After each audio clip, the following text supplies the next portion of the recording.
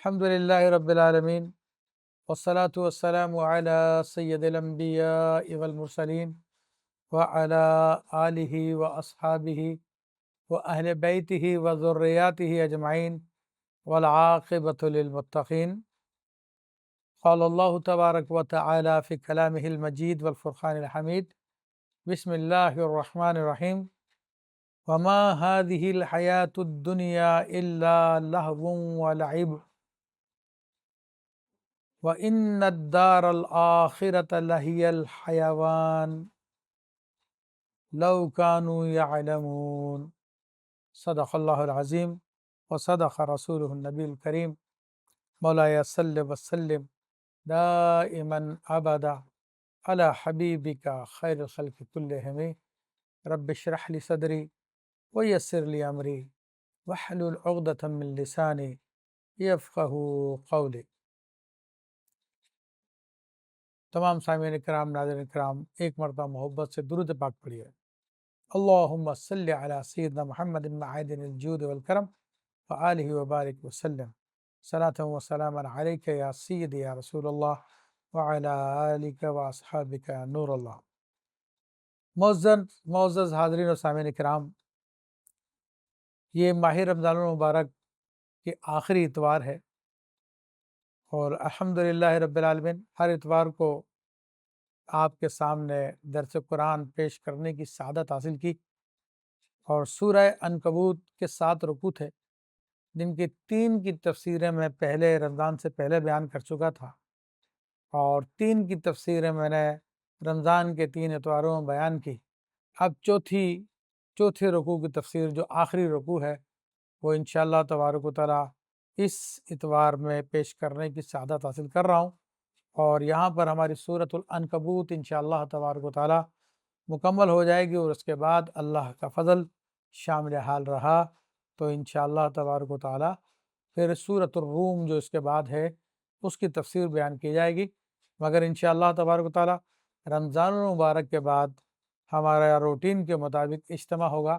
جو ہر جمعرات کو بعد نماز عشاء جامع مسجد یاسین آباد کراچی میں منعقد ہوتا ہے، تو جس میں الحمدللہ رب العالمین مجھے تفسیر قرآن پیش کرنے کی سعادت ملتی ہے، اور اللہ تعالیٰ کا ذکر کیا جاتا ہے، دعائے حزب البحر پڑھی جاتی ہے، اور ذکر شاذلی جو خاص ذکر ہے وہ الحمدللہ کیا جاتا ہے، اور امت مسلمہ کے لیے دعائیں کی جاتی ہے، سب کے لیے دعائیں کی جاتی ہے. الحمدللہ اس پروگرام میں، اس حزب البحر میں شرکت کرنے کی برکت سے کتنے ہی لوگوں کے مسائل حل ہوئے ہیں، الحمدللہ ان کی پریشانیاں دور ہوئیں. تو آپ تمام حضرات کو بھی دعوت خاص ہے کہ رمضان المبارک کے بعد انشاءاللہ تبارک تعالیٰ جو بھی پہلی جمعرات آئے گی تو آپ اس اجتماع میں تشریف لائیے گا، اور براہ راست درس قرآن سورۃ الروم کی تفسیر بھی سماعت کیجیے گا، اور اجتماع کی برکات بھی انشاءاللہ حاصل کیجیے گا. اللہ تبارک و تعالیٰ ہم سب کو قرآن عظیم فرقان حمید کو سمجھنے کی توفیق عطا فرمائے، اسے عمل کرنے کی توفیق عطا فرمائے، اس کا پیغام دیگر لوگوں تک پہنچانے کی توفیق عطا فرمائے. میں نے آپ کے سامنے سورہ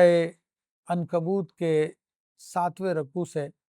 آیت نمبر 64 کی تلاوت کی، اور اس میں اللہ تبارک و تعالیٰ نے ارشاد فرمایا کہ وما هذه الحیات الدنیا، کہ یہ دنیا کی زندگی نہیں ہے، الا لہو و لعب، سوائے لہو اور لعب کے. یعنی اللہ تبارک و تعالیٰ نے یہاں پر دنیا کی حقیقت کو بیان فرمایا، دنیا کی زندگی کی حقیقت کو بیان فرمایا کہ دنیا کی زندگی یہ لہو اور لعب ہے.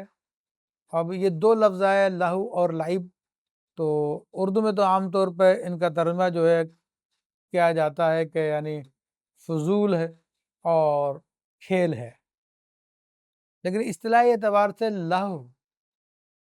ہے اصل میں یہ عربی زبان میں، لیکن اردو میں جب پروناؤنس کرتے ہیں تو اس کو لہو کہتے ہیں. تو لہو جو ہے یہ اس سے مراد ہر وہ کام ہے جو اللہ تعالیٰ کی یاد سے غافل کرے، اور اس کام میں نہ دین کا کوئی فائدہ ہو، نہ دنیا کا کوئی جائز نفع ہو. تو ایسے کام کو لہو کہا جاتا ہے، اور لعب یہ عبث کو، بے فائدہ کام کو، کھیل کود کو یہ لعب کہا جاتا ہے۔ تو اللہ تبارک و تعالیٰ نے دنیا کی زندگی کے بارے میں فرمایا کہ یہ کھیل کود ہے، اور یہ دنیا کی زندگی جو ہے سر کھیل و تماشا ہے۔ اب دنیا کی زندگی کو کھیل و تماشا کیوں قرار دیا؟ حالانکہ دنیا کو بنانے میں تو اللہ تعالیٰ کے بڑے مقاصد ہیں، بڑی مصلحتیں ہیں۔ تو اس کے حوالے سے بات یہ ہے کہ یہ جو اللہ تبارک و تعالیٰ نے دنیا کی زندگی کو کھیل و تماشا قرار دیا ہے، تو اس کی وجہ یہ کہ زیادہ تر لوگوں کا جو رویہ ہے، جو ان کی ایٹیٹیوڈ سے جو بات سمجھ میں آتی ہے، وہ دنیا کی زندگی کو یہی کھیل اور تماشا سمجھتے ہیں۔ اور حتیٰ کہ جو مسلمان ہیں، کلمہ پڑھتے ہیں، آخرت پہ یقین رکھتے ہیں، تو ان میں سے بھی جو غافل ترین لوگ کہتے ہوئے سنا گیا کہ بھئی 4 دنوں کی دنیا ہے، کھا لو پی لو موج اڑا لو بس، اور کسی بات کی فکر نہ کرو، اور جس کی تعلیم اسلام نے دی اس کی کوئی فکر نہیں ہے۔ تو کہنے کا مقصد یہ کہ یہ جو اللہ نے فرمایا یہ اکثر لوگوں کے اعتبار سے فرمایا، ورنہ جو اہل ایمان ہے ان کے لیے کھیل کود نہیں ہے۔ یہ اہل ایمان کے لیے تو یہ آخرت کی تیاری کا موقع ہے۔ اور پھر دنیا کی اہمیت اللہ کی نظر میں کیا ہے؟ تو دیکھیں احادیث کریمہ سے تو اتنا ثابت ہے کہ نبی کریم صلی اللہ علیہ وسلم نے فرمایا کہ الدنیا وما فیہا ملعون، کہ دنیا اور جو کچھ اس میں ہے وہ ملعون ہے، لعنت کیا گیا ہے، یعنی اللہ کے سے دور کیا گیا۔ اور ایک حدیث شریف میں اس کو پریکٹیکلی بھی بتایا کہ نبی علیہ السلام صحابہ کرام کے ساتھ گزرے تو ایک راستے میں مردہ بکری پڑی ہوئی دیکھی، تو آپ علیہ السلام نے فرمایا کہ جس طرح اس بکری کے مالکوں کے لیے اس مردہ بکری کو زائل کرنا، اپنے گھروں سے نکال دینا، پھینک دینا آسان تھا، تو اس سے زیادہ اللہ کے نزدیک اس دنیا کو ضائع کر دینا آسان ہے۔ پھر ایک روایت میں یہ بھی آیا کہ دنیا جیفتن و طالبها کلاب، اگرچہ کہ سندن یہ ضعیف قرار دی گئی ہے، لیکن اس کا مفہوم دیگر روایتوں سے ثابت ہے کہ دنیا ایک مردار ہے اور اس کے طلبگار کتے ہیں۔ تو نبی کریم صلی اللہ علیہ وسلم نے کتنی بلیغ تشبیہ دی ہے کہ دنیا کو مردار قرار دیا اور اس کے طلبگاروں کو کتے قرار دیا۔ حضرت علی رضی اللہ تعالیٰ عنہ فرماتے ہیں کہ دنیا کو اسی طرح سے آپ بیان فرماتے ہیں کہ دنیا ایک مردار ہے، اس کے چاہنے والے اس کے اوپر لگے ہوئے ہیں، اس کو بھنبوڑ رہے ہیں، کھانے کی کوشش کر رہے ہیں۔ تو ایک شخص اگر تو دنیا حاصل کرنے کا ارادہ کرتا ہے تو پھر کتوں کی صحبت کے لیے تیار رہے۔ تو یعنی دنیا کو جو حاصل کرے گا تو پھر اسے یہ سارے کے سارے معاملات بھی برداشت کرنے پڑیں گے۔ بلکہ اس امت کے ایک عظیم امام جو اپنے وقت کے مجدد گزرے ہیں، سیدنا امام شافعی رضی اللہ تعالیٰ عنہ،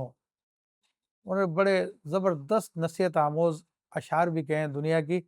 اس مذمت کے بارے میں، تو آپ کے بڑے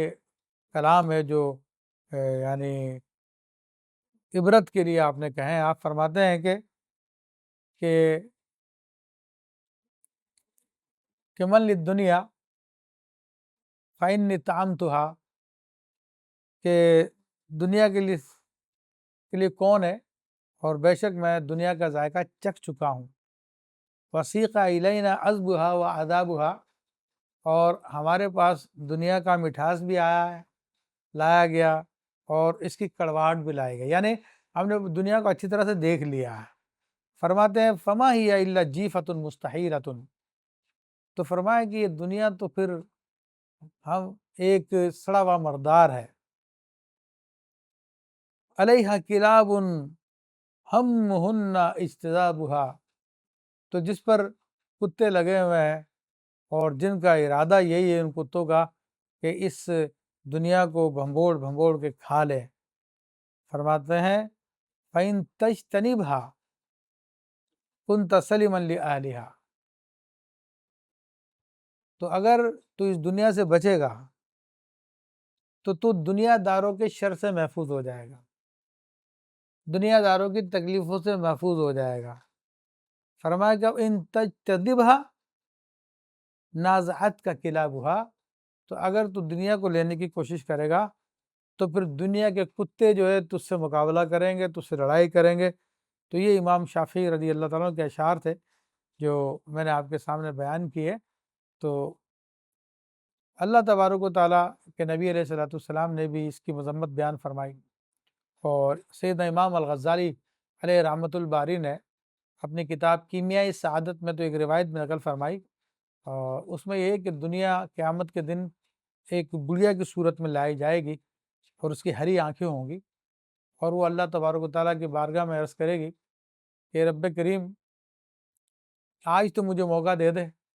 کہ تیرے نیک بندوں کی میں خدمت کر سکوں۔ تو اللہ تبارک و تعالیٰ فرمائے گا تو اس قابل ہی نہیں ہے کہ تم میرے نیک بندوں کی خدمت کر سکے۔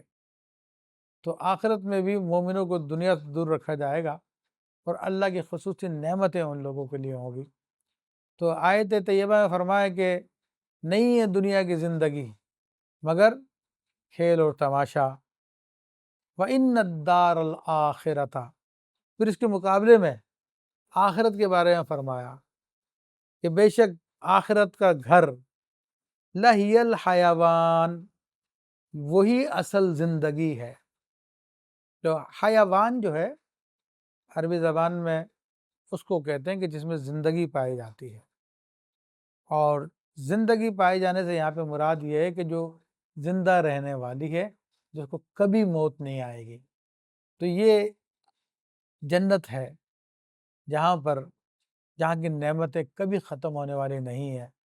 جہاں کے محلات کبھی بوسیدہ نہیں ہوں گے، کبھی بیکار نہیں ہوں گے، جہاں کے بہتے ہوئے چشمے کبھی بھی آلودہ نہیں ہوں گے، کبھی بھی وہ خشک نہیں ہوں گے۔ وہاں کی نعمتیں، وہاں کے درخت، وہاں کی ہر چیز ہمیشہ قائم و دائم رہے گی۔ تو یہ اللہ نے فرمایا کہ وہ اصل زندگی ہے۔ پھر یہاں پر ارشاد فرمایا کہ یہاں پہ تھوڑا سا غور کا مقام ہے کہ دو جملے آئے، ایک جملے فرمایا کہ ہذہ الحیات الدنیا، یہ دنیا کی زندگی، اس کے مقابلے میں فرمایا آخرت کا گھر۔ تو اب دونوں کا موازنہ ہوا، تو یہ دنیا کی زندگی، اسے دنیا کیوں کہا جاتا ہے، اس کو آخرت کیوں کہا جاتا ہے؟ تو دنیا کا ایک معنی اگر پہلا بھی کہا جاتا ہے، اولا بھی کہا جاتا ہے، اولا بھی کہا جاتا ہے، تو چونکہ انسان جو فیلنگ کر رہا ہوتا ہے وہ یہ کہ اس دنیا کو اپنے سمجھتا کہ پہلا گھر ہے، پھر مرنے کے بعد دوسرا گھر آخرت کا ہوگا۔ تو اس لیے فرمایا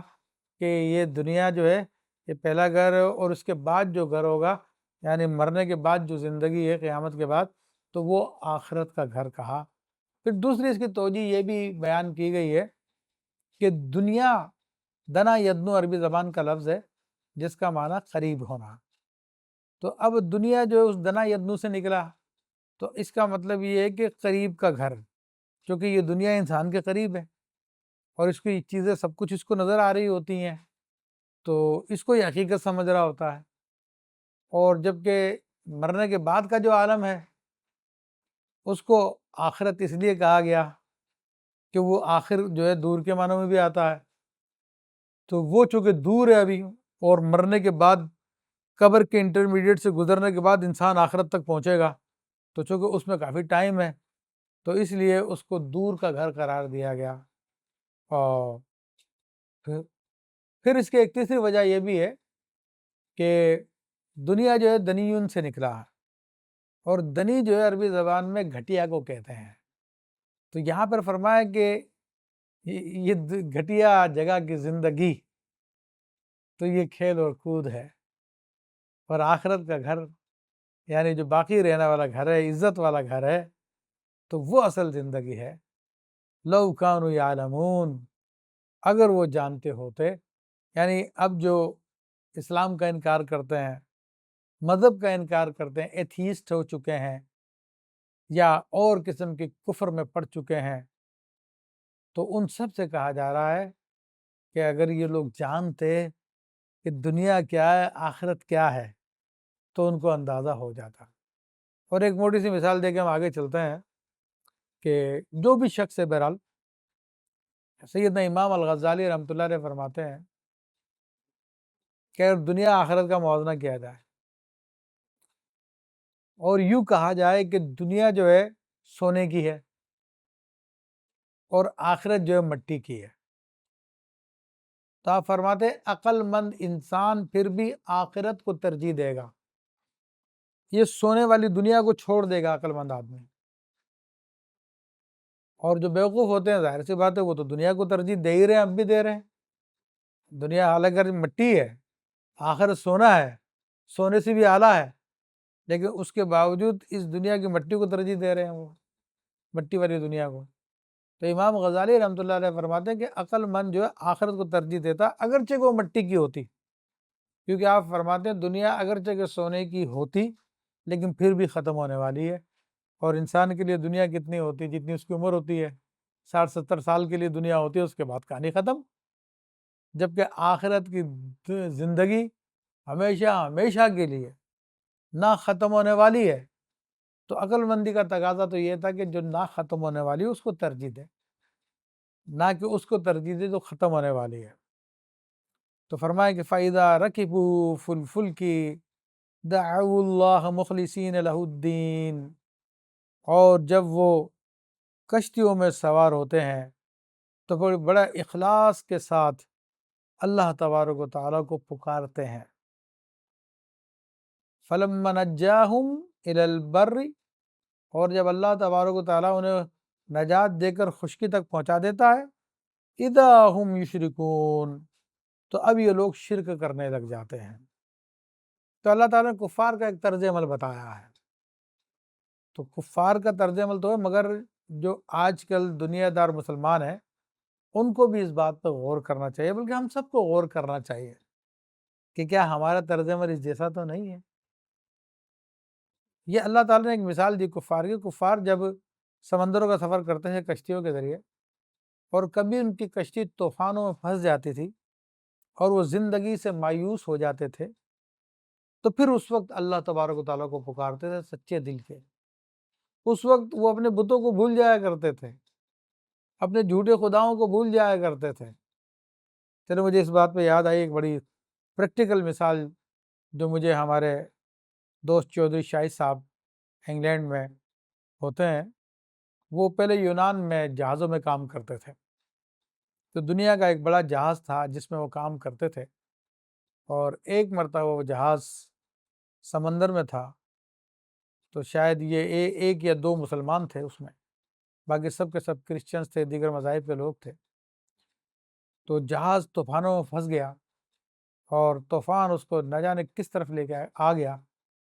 کنٹرول ٹاور سے ان کا رابطہ ختم ہو گیا، اور جہاز جو تنکے کی طرح ہل رہا تھا۔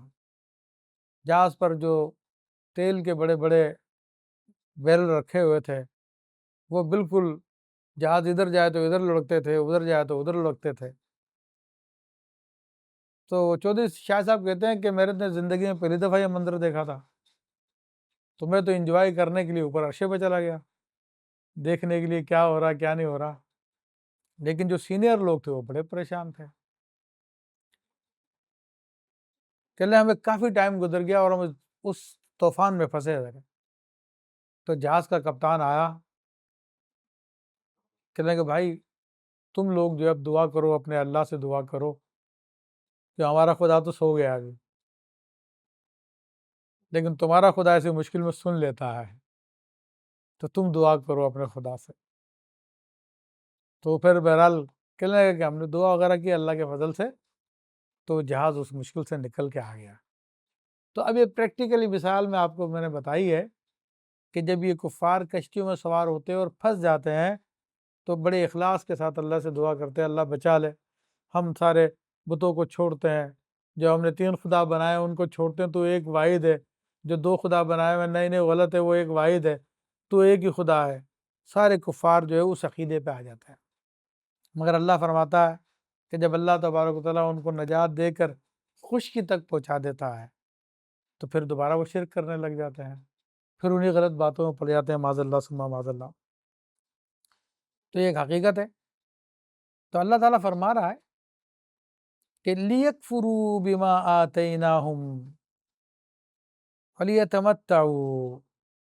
فرما رہا ہے تاکہ وہ ان تمام نعمتوں کی ناشکری کریں جو ہم نے ان کو دی ہیں۔ اب یہاں پر کافروں کا طرز عمل بیان کرنے کے بعد اللہ تعالیٰ فرماتا ہے کہ ان کو ڈھیل دے دی ہم نے، اور وہ ڈھیل دے کے حقیقت کو جاننے کے باوجود نہیں مانتے، اللہ تعالیٰ کی نعمتیں استعمال کرتے رہتے ہیں۔ تو ظاہر سی بات ہے کہ جتنا زیادہ نعمتوں کو استعمال کریں گے اور حق کو جان بھی لیا پھر بھی نہیں مان رہے ہیں تو اتنی زیادہ ان کی سخت پکڑ ہو جائے گی۔ فرمایا کہ ہم نے ان کو چھوڑ دیا، چاہے دنیا کے مزے اڑاتے رہو، تو آخرت میں کیا نتیجہ نکلے گا؟ تو نبی کریم صلی اللہ علیہ وسلم نے فرمایا کہ الدنیا جنت للکافر والسجن للمومن، اور اسی کے برعکس فرمایا دنیا مومن کے لیے قید خانہ اور کافر کے لیے جنت ہے۔ ہر کام کر لیتا ہے، جو دل چاہتا کرتا، شراب کباب شباب جو چاہتا کرتا، جائز ناجائز۔ اور فرمایا کہ آخرت مومن کے لیے جنت ہے اور کافر کے لیے قید خانہ ہے۔ تو دنیا کی نعمت خوب استعمال کر لو، پھر آخرت میں تم قید میں جاؤ گے اور ہمیشہ کے لیے قید میں رہو گے۔ تو اللہ تعالیٰ فرماتا ہے فسوف یعلمون، تو عن قریب ان کو پتہ چل جائے گا۔ تو اسی طرح ایتھیسٹ لوگ، ان کے ایتھیسٹ بننے کا بڑا سبب کیا ہے؟ وہ ہر طرح کی آزادی چاہتے ہیں، ہر طرح کی روک ٹوک کو ناپسند کرتے ہیں۔ ایتھیسٹ بن کے وہ سمجھتے ہیں کہ اب ہمیں کوئی روکنے والا نہیں ہے، ہمیں کوئی ٹوکنے والا نہیں ہے، جو ہم چاہیں گے کریں گے۔ مذہب کو مانیں گے تو پھر مذہب کے خدا کی بھی ماننی پڑے گی۔ اور دنیا کے تقریباً تمام مذاہب کو آپ لے لیجئے، تقریباً اخلاقی تعلیمات سب میں پائی جاتی ہیں، کیسا ہی گرا ہوا مذہب کیوں نہ ہو، لیکن اس میں بھی کچھ نہ کچھ اخلاقی تعلیمات ہوتی ہے، کچھ روک ٹوک ہوتی ہے۔ تو اس کی وجہ سے یہ لوگ جو کسی قسم کی روک ٹوک کو برداشت نہیں کرتے اور اپنے نفس کے پکے غلام ہو جاتے ہیں کہ جو دل چاہیں گے کریں گے، تو وہ پھر ایتھیزم کو اپنا لیتے ہیں، دہریت کو اپنا لیتے ہیں، تاکہ نہ رہے گا بانس نہ بجے گی بانسری، کہ جناب مذہب کو تو مانتے نہیں اس لیے ہم پہ کوئی روک ٹوک نہیں ہے۔ لیکن اللہ فرما رہا سوف یعلمون، ابھی تو تم بڑی باتیں کرتے ہو کہ میں مذہب کو ضروری نہیں سمجھتا، اس قسم کے جملے کہتے ہو، تو پتہ چل جائے گا، تمہیں عنقریب معلوم ہو جائے گا کہ تم مذہب کو ضروری نہیں سمجھتے تھے، اب اس کا کیا نتیجہ نکلا۔ پھر مزید اللہ تبارک و تعالیٰ سمجھا رہا ہے اولم یروا ان جعلنا حرما آمنا ویتخطف الناس من حولهم، کیا انہوں نے نہیں دیکھا کہ ہم نے حرم کو امن والا بنا دیا ہے، حالانکہ ان کے حرم کے ارد گرد کے سے لوگوں کو اچک لیا جاتا ہے۔ اب یہ خاص طور پہ چونکہ کفار مکہ سے خطاب ہے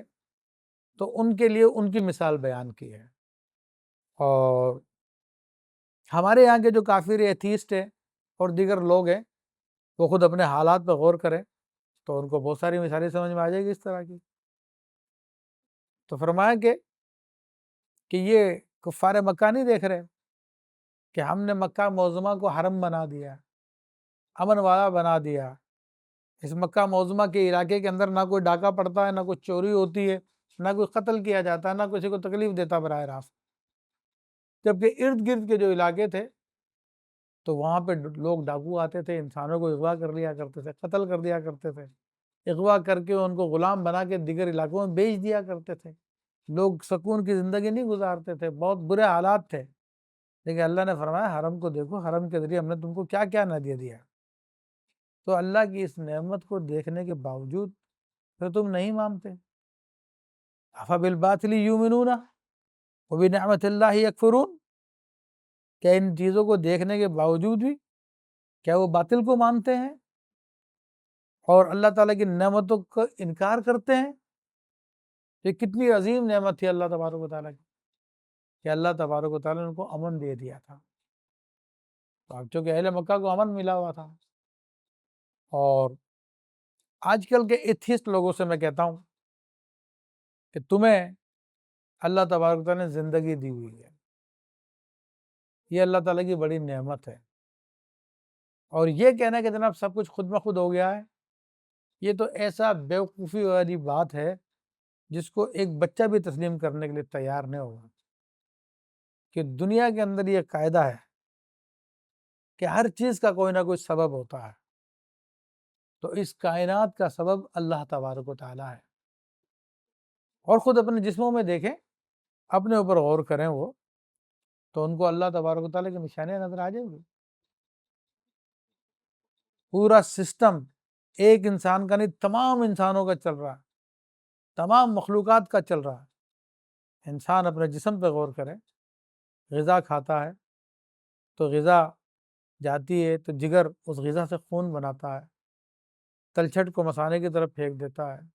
معدہ غذا بناتا ہے، فالتو چیزوں کو جو ہے وہ آنت کی طرف پھینک دیتا ہے جو باہر جسم سے نکل جاتی ہے. ایک پورا کا پورا نظام چل رہا ہے، سیٹ اپ چل رہا ہے، اور اتنا پیچیدہ سیٹ اپ چل رہا ہے جس کو کوئی انسان سمجھ ہی نہیں سکتا. انسانی دماغ کو لے لیجئے کہ بایولوجی، تمام سائنس جہاں پہ فیل ہو جاتی ہے اس سے آگے انسانی دماغ ہے. آپ کتنی بڑی چپ بنا لیں وہ بالآخر بھر جاتی ہے، لیکن انسان کے دماغ میں اللہ تعالیٰ نے جو چھوٹی سی چپ ڈالی ہے، تو کبھی ساری زندگی میں ایسا نہیں ہوتا کہ انسان کہے کہ اب میری میموری ختم ہو گئی ہے، اب میں مزید کوئی فیڈ نہیں کر سکتا، جگہ نہیں بچی ہے. ایسا کبھی بھی نہیں ہوتا. تو یہ سب اللہ کی قدرتیں ہیں، غور کرنے والوں کی نشانیاں ہیں. تو ان ایتھیسٹ لوگوں کو غور کرنا چاہیے اس میں، اور اللہ کی اس نعمت کا شکر ادا کرنا چاہیے، اور حق کو مان لینا چاہیے، اللہ کی نعمت کا انکار نہیں کرنا چاہیے. فرمائے کہ وَمَنْ أَظْلَمُ مِمَّنِ افْتَرَىٰ عَلَى اللَّهِ كَذِبًا، اور اس سے بڑھ کے ظالم کون جو اللہ پر بہتان باندھے، جو اللہ کے بارے میں جھوٹ بولے، او کذب بالحق لما جاءہ، اور جب حق اس کے پاس آئے تو حق کا انکار کر دے. تو یہ اہل مکہ سے خاص طور پہ ہے، اور دنیا کے تمام کفار سے عمومی طور پہ ہے کہ اللہ تبارک و تعالیٰ اپنی قدرت کی نشانیاں سب لوگوں کو دکھاتا رہتا ہے، اور ہر انسان کی زندگی میں وہ واقعات آتے ہیں کہ جس پہ تھوڑا سا غور کرنے سے انسان کو سمجھ میں آتا ہے کہ ہاں کوئی طاقت ہے کہ جو مجھ کو چلا رہی ہے، میرے سارے معاملات کو چلا رہی ہے. تو جب اللہ تبارک و تعالیٰ کی نشانیاں دیکھ لی تو پھر بھی انکار کرتا ہے، تو تجھ سے بڑا ظالم کون ہے؟ یا یہ ہے کہ کوئی مبلغ دین کا پیغام دینے والا تجھے دین کا پیغام دے رہا، اور اس کی باتیں تجھے سمجھ میں بھی آ رہی، تو لاجواب بھی ہو رہا اندر اندر، لیکن اس کے باوجود مان نہیں رہا. تو اللہ فرما رہا ہے کہ اس سے بڑا ظالم کون ہوگا کہ حق آنے کے باوجود انکار کرے. تو یہ اللہ تعالیٰ کا کلام جھنجھوڑنا اور ان لوگوں کو جو ماننے کے لیے تیار نہیں ہوتے. فرمایا کہ الیس فی جہنم مثوی للکافرین، تو کیا ایسے کافروں کا پھر جہنم میں ٹھکانہ نہیں ہوگا؟ تو دیکھیں اللہ تبارک و تعالیٰ نے جہنم منکروں کے لیے بنائی ہے، انکار کرنے والوں کے لیے بنائی ہے، اور جو اس کو مانتے ہیں، اس پہ ایمان لاتے ہیں، ان کے لیے اس نے جنت بنائی ہے. اور یہ عام دنیا کا قاعدہ ہے کہ انسان جب بھی کوئی سیٹ اپ بناتا ہے تو اس میں اچھے کام کرنے والے کو انعام دیتا ہے، اور جو برا کام کرتا اس کو سزا ملتی ہے، پینلٹی لگتی ہے اس کے اوپر. تو اللہ تعالیٰ نے ایک عام اصول کے مطابق یہ بات بیان فرمائی ہے جس کو ہر شخص سمجھ سکتا ہے، ہر شخص جان سکتا ہے. اور دنیا کی زندگی امتحان گاہ ہے، اس امتحان گاہ میں انسان کو حق بات کو قبول کرنا چاہیے اور باطل سے منہ موڑنا چاہیے. فرمایا کہ والذین جاہدوا فینا، اور جنہوں نے ہمارے راستے میں جہاد کیا، لنہدینہم سبلنا، تو ہم ضرور ان کو اپنی راہیں دکھائیں گے. تو اب اس آیت طیبہ پہ تھوڑا غور کیجیے گا کہ اللہ تبارک تعالیٰ فرما رہا ہے کہ جو بھی ہماری راہ میں جہاد کرتا ہے، دیکھیں جہاد ایک اسپیسیفک ٹرمنالوجی ہے اسلام کی، اور عمومی طور پر اس سے مراد یہی لیا جاتا ہے کہ خدا کے دشمنوں سے فائٹ کرنا، ان سے جنگ کرنا، تو اس معنی میں بھی جہاد آتا ہے۔ تو اللہ فرما رہا ہے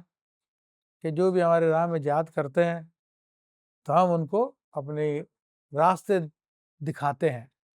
مراد یہ کہ ان کو اپنی جنت کے راستے دکھاتے ہیں، کیونکہ اگر وہ شہید ہو جائے تو انتقال مارا جائے تو شہید ہے تو بھی اس کے لیے جنت ہے، اور زندہ بچ جائے تو بھی وہ غازی ہے تب بھی اس کے لیے جنت ہے۔ ایک معنی تو یہ میں نے آپ کے سامنے بیان کیا۔ کہ دوسرا معنی اس میں یہ ہے کہ جہاد دو قسم کے ہوتے ہیں، ایک جہاد اکبر ہوتا ہے، ایک جہاد اصغر ہوتا ہے۔ اور جہاد اصغر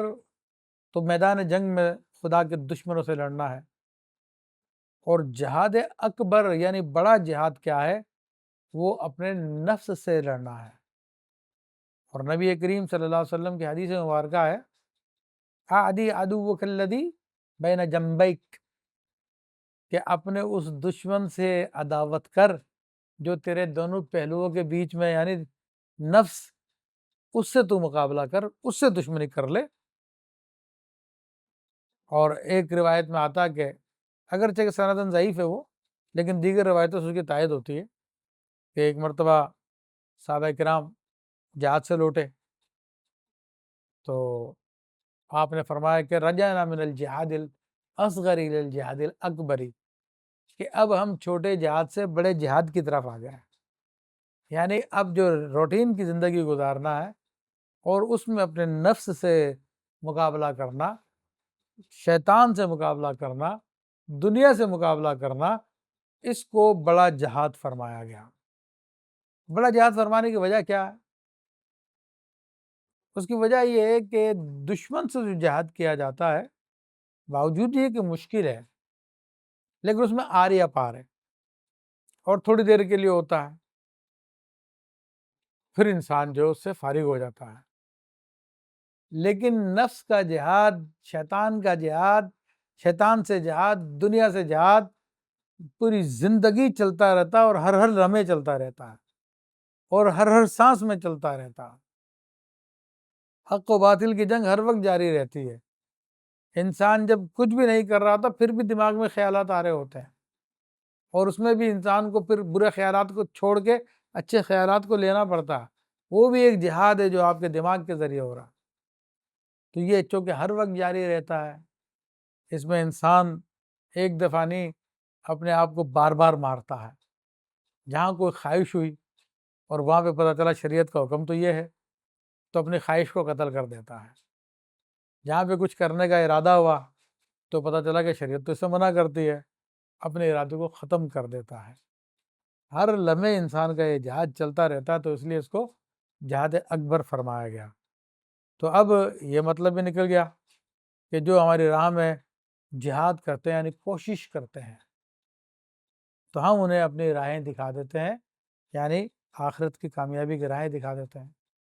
اسی طرح ایک اور چیز لے لیجیے کہ یہاں پہ سبیل سے مراد قرب خداوندی کی راہیں ہیں، اور جہاد کرنے سے مراد اللہ تبارک و تعالیٰ کے قرب کے لیے محنت کرنا، کوشش کرنا ہے، راہ سلوک کو طے کرنا ہے۔ تو راہ سلوک طے کرنا بھی ایک جہاد ہے، اور بڑی زبردست کوشش ہوتی ہے، بڑی منظم کوشش ہوتی ہے۔ اور تو اس لیے پھر فرمایا گیا کہ جو بھی ہماری راہوں میں کوشش کرتے ہیں، سچی نیت سے کوشش کرتے ہیں، تو ہم ضرور ان کو اپنی راہ کی ہدایت دے دیتے ہیں۔ یعنی ایسا نہیں ہوتا کہ وہ خدا کی تلاش میں سچے دل سے نکلا ہو اور پھر اس کو ہدایت نہ ملے، اس کو ضرور ہدایت ملتی ہے۔ یہاں تک کہ اگر اس کو کوئی شیخ نہیں ملتا ہے تب بھی اللہ تعالیٰ اس کو ہدایت دے دیتا ہے۔ بعض لوگ ہوتے ہیں جو باتیں کرتے ہیں بہت زیادہ، اور کہتے ہیں کہ میں حق کی تلاش میں نکلا، میں ادھر گیا، میں ادھر گیا، میں ادھر گیا، لیکن مجھے حق نہیں ملا، کوئی ایسا نہیں مل سکا جو مجھے راہ ہدایت دے دیتا۔ تو وہ اصل میں اپنے نفس کے غلام تھے، اپنے نفس کے لیے وہ کوشش کرتے رہے، انہوں نے اللہ کے لیے کوشش نہیں کی، تبھی اللہ تبارک و تعالیٰ نے ان کو راہ نہیں دی۔ اب یوٹیوب کے اوپر چینل بنا کے بیٹھے ہوئے ہیں، ایسی کافرانہ باتیں کرتے ہیں، اچانک قرآن کی باتیں کرنا شروع کر دیتے ہیں، اچانک حدیث کی باتیں کرنا شروع کر دیتے ہیں، اچانک کافرانہ باتیں کرنا شروع کر دیتے ہیں۔ یعنی ان کا معاملہ پاگلوں جیسا ہے۔ ایک جملہ وہ بول رہا ہوگا جو اہل ایمان کا جملہ ہوتا ہے، اور دوسری طرف جملہ وہ بول رہا ہوگا جو اہل کفر کا جملہ ہوتا ہے، چوتھا جملہ وہ بول رہا ہوگا جو بالکل ایتھیسٹ لوگوں کا جملہ ہوتا ہے کہ میں کسی مذہب کو نہیں مانتا، میں تو میرا مذہب تو انسانیت ہے، اور تھوڑی دیر بعد پھر قرآن کی آیت پڑھنا شروع کر دے گا۔ تو یہ لوگ بیوقوف لوگ ہیں کہ جنہوں نے اللہ کی راہ میں کوشش نہیں کی، مگر اللہ پہ الزام ڈال رہے ہیں، ورنہ اللہ کا وعدہ سچا ہے کہ جو ہماری راہ میں کوشش کرتا ہے ہم اس کو اپنی راہ دے دیتے ہیں۔ اور کتنی دفعہ ایسا ہوا، اور واقعات سے بھی ثابت ہے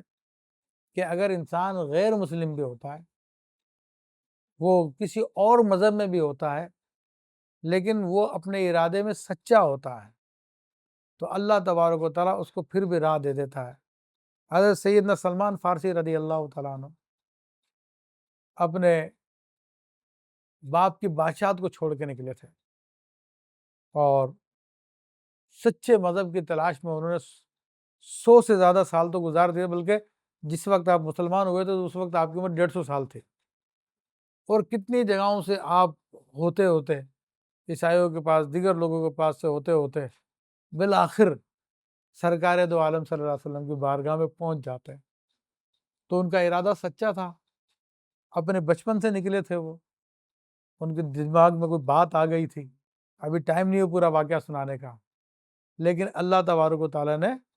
ان کو سرکار دو عالم صلی اللہ علیہ وسلم کی بارگاہ میں پہنچا دیا، اور پھر ان کو وہ مرتبہ ملا کہ نبی علیہ الصلوۃ والسلام فرماتے ہیں کہ سلمان ہمارے اہل بیت میں سے ہے، اور فرماتے ہیں کہ اللہ نے مجھے 4 آدمیوں سے محبت کرنے کا حکم دیا، ان میں ایک حضرت سلمان فارسی رضی اللہ تعالیٰ عنہ بھی ہے، تو وہ مقام و مرتبہ ملا۔ تو انہوں نے کوشش کی تھی سچی نیت کے ساتھ، بہت ان کو دھوکے ہوئے، لیکن سچے تھے تو ان کو راہ مل گئی۔ تو آج بھی اسی طرح حضرت غوث پاک رحمۃ اللہ علیہ کا واقعہ آتا کہ ایک یہودی کو آپ نے ولایت میں داخل کیا، اسی وقت کلمہ پڑھایا، کلمہ پڑھانے کے بعد اس کو ڈیوٹی پہ لگا دیا۔ یہ کیا تھا؟ وجہ یہی تھی کہ وہ اپنے یہودیت کے زمانے میں بھی اللہ کی تلاش میں سچا تھا، پھر اللہ نے ان پہ کرم فرمایا، اس پہ کرم فرمایا، اور حضور غوث پاک رضی اللہ عنہ کو حکم دیا کہ جاؤ اس کو سنبھالو اور اس کے معاملات کو آگے بڑھاؤ۔ تو جو سچا ہوتا ہے اس کو راہ مل جاتی ہے، اور جو جھوٹے ہوتے ہیں تو یوٹیوب پہ چینل کھول کے بیٹھ جاتے ہیں، اور پھر وہ باتیں کر رہے تھے جو میں نے آپ کے سامنے بیان کی۔ پھر فرمایا کہ وَإِنَّ اللَّهَ لَمَعَ الْمُحْسِنِينَ، اور بے شک اللہ تبارک و تعالی ضرور محسنین کے ساتھ ہے۔ دیکھیں محسنین کون ہوتے ہیں؟ تو عمومی طور پہ تو اس کا معنی ہوتا ہے نیکی کرنے والے یا اچھے لوگ، لیکن اگر ہم اس کے معنی پہ غور کرنے کی کوشش کریں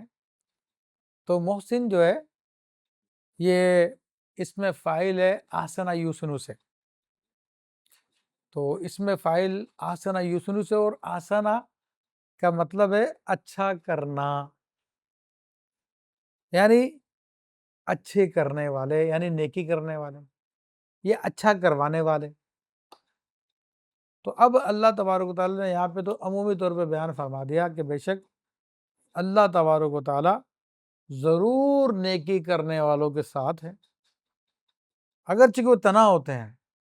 لیکن جب کوشش کرتے ہیں تو پھر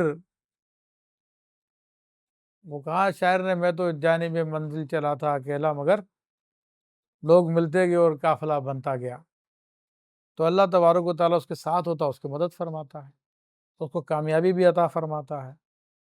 پھر محسنین کا ایک دوسرا معنی جو حدیث شریف میں آیا وہ یہ ہے کہ جب حضرت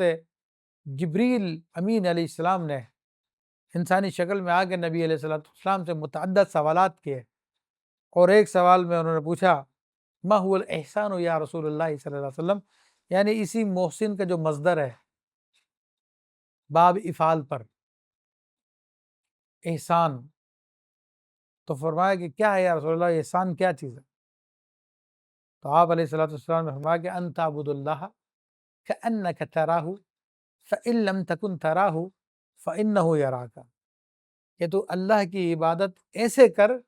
گویا کہ تو اس کو دیکھ رہا ہے، بس اگر تو اس کو نہ دیکھ سکے تو یہ سمجھ لے کہ وہ تجھ کو دیکھ رہا ہے۔ تو اب یہاں پہ کلیئر ہو گیا کہ محسن وہ لوگ ہوتے ہیں کہ جب اللہ تبارک و تعالیٰ کی عبادت کرتے ہیں تو ان کے دل غیر سے خالی ہوتے ہیں، اور وہ اللہ تبارک و تعالیٰ کا مشاہدہ کر رہے ہوتے ہیں، معائنہ کر رہے ہوتے ہیں، جو جس کا مقام ہے اس کے حساب سے معاملہ۔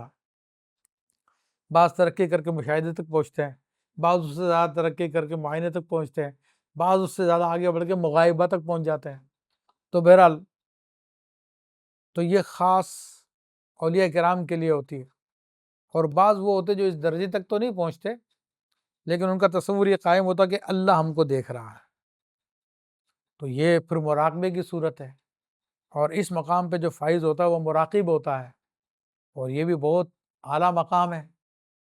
تو اس کا مطلب یہ ہے کہ اللہ ان کے ساتھ ہے جو عبادت کرتے ہوئے یا تو یہ سمجھتے ہیں کہ اللہ ہم کو دیکھ رہا ہے، یا یہ سمجھتے ہیں کہ ہم اللہ کو دیکھ رہے ہیں، اور یہ ساری باتیں ممکن ہیں۔ تو یہاں پر اس آیت کا معنی واضح ہو گیا۔ تو اب دیکھیے دونوں آیتوں کو آپس میں ملائیے، کہ پوری ایک ہی آیت ہے یہ کہ والذین جاہدوا فینا لنہدینہم سبلنا، جو ہماری راہوں میں کوشش کرتے ہیں ہم ان کو اپنی راہوں کی ہدایت دے دیتے ہیں، اور بے شک اللہ تبارک و تعالیٰ محسنین کے ساتھ ہے۔ تو اب مراد یہی ہے کہ جو اللہ کی راہ میں کوشش کرتے کرتے اللہ کی جب راہ کو پا لیتا ہے تو پھر وہ محسنین میں شامل ہو جاتا ہے، اور جب محسنین میں شامل ہو جاتا ہے تو ان کے ساتھ اللہ ہو جاتا ہے، اور وہ اللہ کے ساتھ ہو جاتے ہیں۔ الحمدللہ رب العالمین۔ پھر ان کا معاملہ محبوبوں کا معاملہ ہو جاتا ہے، اور اللہ تعالیٰ کی ان پر خصوصی کرم ہو جاتا ہے، وہ مقام ولایت میں داخل ہو جاتے ہیں، اور مقام ولایت میں پھر ترقی کرتے کرتے مقام فردیت میں بھی داخل ہو جاتے ہیں۔ اللہ تبارک و تعالیٰ ہم سب کو یہ درجات عطا فرمائے، اور ہم اپنے راہ میں کوشش کرنے کی توفیق عطا فرمائے۔ تو الحمدللہ یہاں پر ہماری یہ سورہ عنکبوت مکمل ہو گئی۔ ہم اللہ تعالیٰ سے دعا کرتے ہیں کہ اللہ تبارک و تعالیٰ ماہ رمضان المبارک کے بدولت اس کی برکت سے ہم سب کی اور تمام امت مسلمہ کی مغفرت فرمائے، اور تمام کی مشکلوں کا حل فرمائے، تمام کی پریشانیاں، تکالیف، رنج و غم، مصائب و علم، قرض داریاں، بے روزگاریاں، بیماریاں، آپس کی ناراضگیاں اور سینوں کے کینوں کو دور فرمائے۔ اے رب کریم، اے رب کریم، دنیا آخرت میں کامیابی عطا فرما دے۔ اے مالک و مولا، حبیب علیہ السلام کے طفیل وہ انعام نازل فرما دے جو تو نے اپنے اولیاء کرام پہ نازل کیا، وہ فتوحات عطا فرما دے جو تو نے اپنے اولیاء کرام کو عطا فرمائی۔ اے اللہ تو ہمیں بھی محسنین میں داخل فرما دے۔ اے رب کریم ہم پہ کرم فرما دے، فضل فرما دے، رزق حلال میں وسعت برکت عطا فرما دے۔ اے رب کریم ہمارے تمام بھائی بہنیں جو ہمارے اس پروگرام کو سنتے ہیں، ہم سے رابطے میں، اے رب کریم جو پاکستان میں، پاکستان سے باہر ہیں، اے رب کریم ان سب کو دنیا آخرت کی بھلائیں نصیب فرما دے، ان سب پر اپنا خصوصی کرم فرما دے، ان کی مرادوں کو پورا فرما دے، رزق حلال میں ان کے وسعت برکت عطا فرما دے، اپنے سوا انہیں کسی اور کا محتاج نہ فرما۔ اے مالک و مولا دنیا بھر کے مسلمانوں کی حفاظت فرما، فلسطین کے مسلمانوں کی حفاظت فرما، کشمیر شام کے مسلمانوں کی حفاظت فرما، جہاں جہاں مسلمان مظلوم ہیں اے رب کریم ان کی غیبی مدد فرما۔ اے رب کریم لشکر ابابیل سے ان کی مدد فرما۔ اے رب کریم جبریل امین کے ذریعے ان کی مدد فرما۔ اے رب کریم اپنی خصوصی لطف سے ان کی مدد فرما، ان کے دشمنوں کو غارت فرما۔ اے رب کریم ان کے جو نقصان ہو چکے ہیں اے رب کریم کے تمام نقصانوں کا ازالہ فرما دے، ان پہ کرم فرما دے۔ اے رب کریم تو ہمارے والدین کی جمی مسلمین والمسلمات، مومنین والمومنات کے مغفرت فرما دے۔ ربنا تقبل منا انك انت السميع العليم وتب علينا انك انت التواب الرحيم، وصلى الله تعالى على سيدنا ومولانا محمد وآله وأصحابه أجمعين، الحمد لله رب العالمين۔